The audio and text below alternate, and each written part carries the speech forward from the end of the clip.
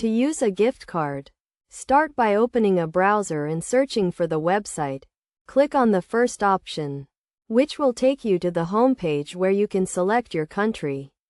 Once on the home page, you'll see various sections, including women, men, and kids, as well as your account, wish list, and bag. To use a gift card, you'll need to sign in to your account, which can be accessed by clicking on the Sign In button.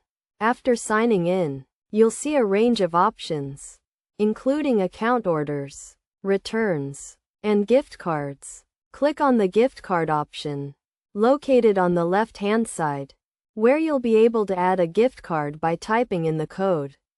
Gift cards can be used to purchase fashion items, and their value is valid for 5 years from the purchase date, although they cannot be exchanged for cash.